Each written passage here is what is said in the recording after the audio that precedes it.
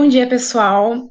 Nosso grupo vai apresentar sobre a pergunta 11, nosso seminário 11. Nosso grupo é composto pelo Lucas, Richard, Rogério e eu, Thalita. Pode passar. O nosso problema, ele é feito de alguns tópicos. O primeiro dele a gente vai apresentar o problema, depois a gente vai falar sobre função de transferência, dar uma breve recapitulada, falar sobre resposta ao degrau, ordem, oscilação, estabilidade, tempo morto e resposta inversa.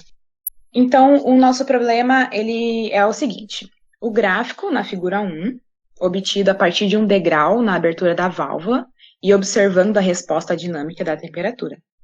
A partir do resultado deste experimento, descreva as características do processo. Então, uma dica que nos foi dado é: aprenda sobre essas características, reconhecendo se o sistema é estável, instável, apresenta ou não oscilações, possui ou não tempo morto, resposta inversa, ordem e etc. Então, aqui a gente tem o gráfico da resposta que a temperatura apresenta quando é submetida a uma perturbação degrau na entrada da válvula. E ao lado a gente tem um diagrama de um processo químico que mostra para a gente o comportamento dinâmico de um processo.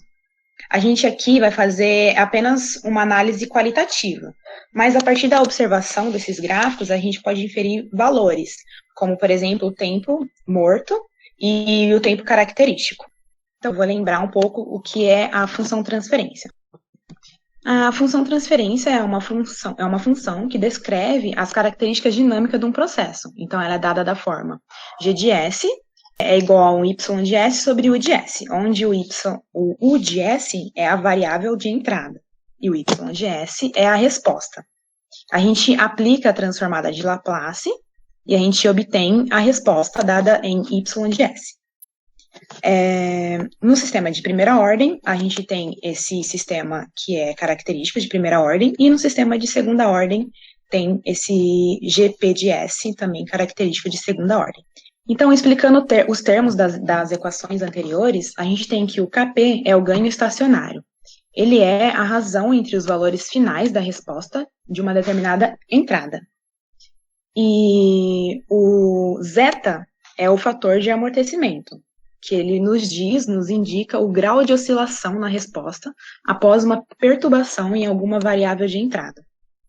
Já o tal P, ele é o tempo característico, que ele nos indica a rapidez com que uma resposta reage a uma perturbação numa certa entrada. E aqui no meio a gente tem a nossa função de transferência, como eu disse, a função dela é descrever as características dinâmicas de um sistema. Agora a gente vai falar sobre a resposta ao degrau. Aqui a gente está exemplificando o caso de um sistema de primeira ordem.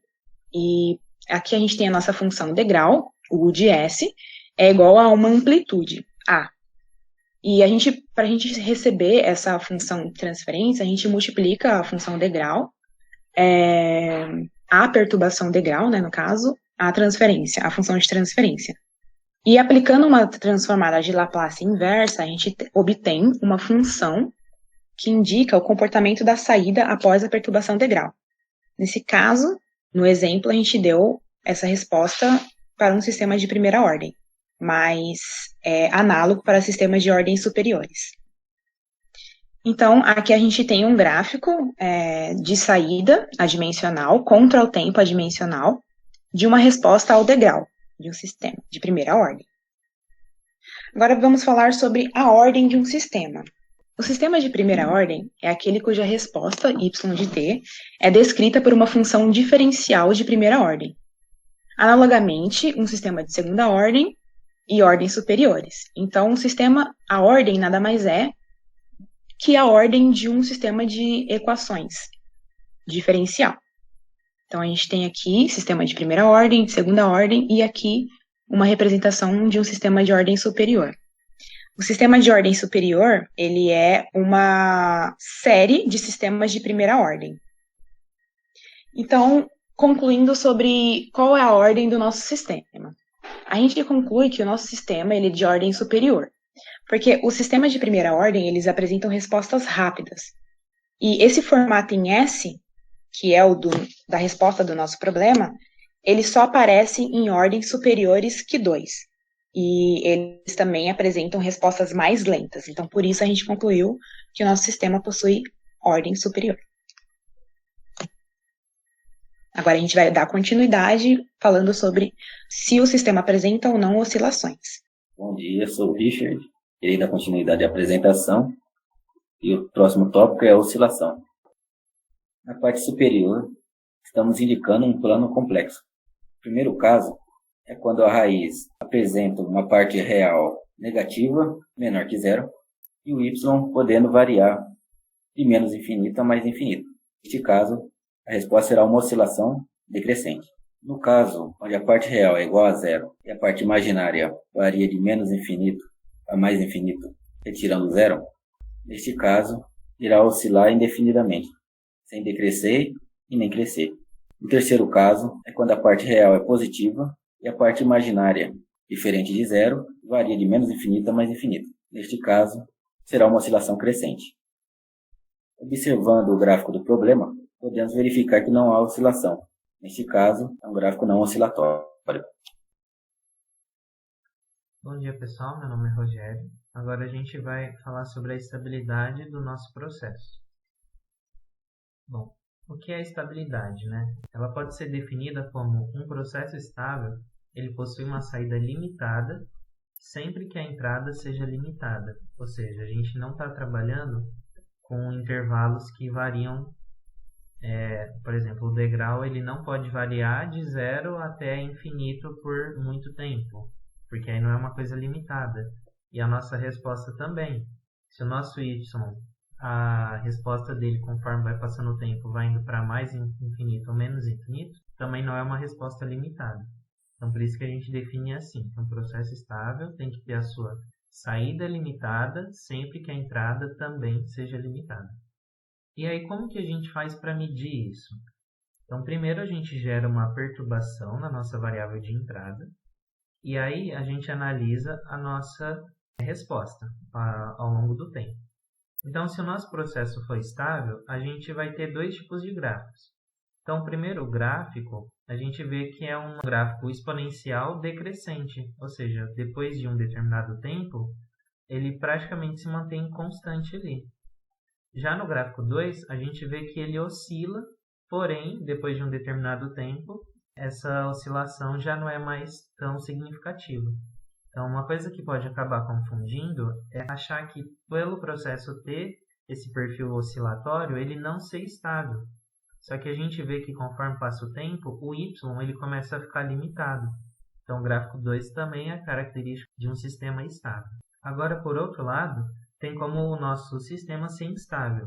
Então, no gráfico 3, a gente vê que o y apresenta uma resposta exponencial crescente. Então, o y, conforme vai passando o tempo, ele vai indo cada vez mais para o infinito. Então, não é limitado. E no gráfico 4, que tem uma resposta oscilatória, a gente vê que as amplitudes elas vão aumentando. Então, também não caracteriza como uma saída limitada. Então, agora eu coloquei aqui os gráficos novamente. Então, a gente tem os estáveis, que é o gráfico 1 e 2, e os instáveis, que é o gráfico 3 e 4. E o nosso gráfico está logo ali abaixo. E a gente vê, de um modo bem fácil, que ele é parecido mais com o gráfico 1. Ou seja, então, só olhando esse gráfico, a gente consegue determinar que a resposta ao degrau ela é estável. Bom dia, o meu nome é Lucas e eu vou dar continuidade ao nosso trabalho, falando um pouco sobre o tempo morto.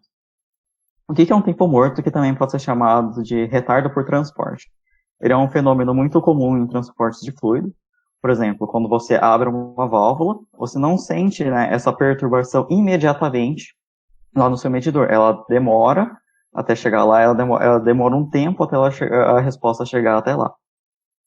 Para ilustrar, a gente tem esse desenho de uma tubulação que com a entrada T0 e saída T de T. Se você dá uma perturbação nessa entrada T0, o fluido ele vai ter que passar por toda essa tubulação até ela sair em T de T. Ou seja, ela vai demorar um tempo para chegar até lá. Então a gente tem essa demora nesse gráfico embaixo, que você perturba o T0 e só depois de um tempo tal D, que você tem essa perturbação saindo em T de T. E isso que caracteriza o tempo morto. Aí na direita a gente tem um gráfico que ele é um sistema de primeira ordem com retardo tal D igual a 2 e a resposta ao degrau. E dá para ver bem claro que ele tem um degrau, mas ele demora para responder. Ele só responde em tempo igual a 2. Antes disso, ele continua constante. Agora, avaliando o nosso sistema, a gente vê que entre o degrau e a resposta, ele tem um tempo ali. Então, a gente considera que o nosso sistema possui tempo morto. Mas a gente tem que fazer uma observação que, associado ao tempo morto, ele também pode ter um atraso na resposta, que é característico de sistemas de ordem superior. Agora eu vou falar um pouco sobre a resposta inversa. Ele geralmente é resultado de 2 efeitos opostos. Mas o que isso quer dizer? Ele quer dizer que se você der uma perturbação, um dos efeitos ele pode dar uma resposta positiva, e o outro efeito ele vai dar uma resposta negativa. E aí, para onde que a resposta vai no final, se você considera os dois? E essa que é a dificuldade quando você tem uma resposta inversa. Esses sistemas eles podem ser tanto de primeira ou de segunda ordem, e justamente essa associação de que um é positivo e um é negativo, eles podem fazer eles serem particularmente difíceis de se controlar. Pelo gráfico, a gente tem ali, aquela região ali que está em vermelho, se você olhar bem de perto, depois que você dá a perturbação, ele primeiro ele desce, aí ele volta para o zero e só depois disso ele começa a subir. E essa é uma das coisas que dificulta, porque você pode ter uma perturbação e ele começa a desandar o processo inteiro. Se o controlador não tiver feito nessa especificação. Então, agora a gente olha para o nosso sistema. O nosso sistema ele não tem esse comportamento, ou seja, o nosso sistema ele não possui resposta inversa. Agora, fazendo uma breve conclusão dos nossos resultados, a gente tem, primeiro, que os gráficos eles são bastante informativos sobre o comportamento do processo. Assim, o gráfico que a gente tinha é um gráfico bastante simples, mas foi possível inferir muitas informações sobre o processo, apenas observando o seu comportamento. Ou seja, se você tem acesso ao gráfico, ele pode ser de muita ajuda para você saber como ele funciona por dentro. Por exemplo, as conclusões que a gente pode tirar só de observando o gráfico foi: ele é um sistema de ordem superior, ele é um sistema estável e não oscilatório, ele possui tempo morto e ele não possui resposta inversa. Muito obrigado por assistir a nossa apresentação.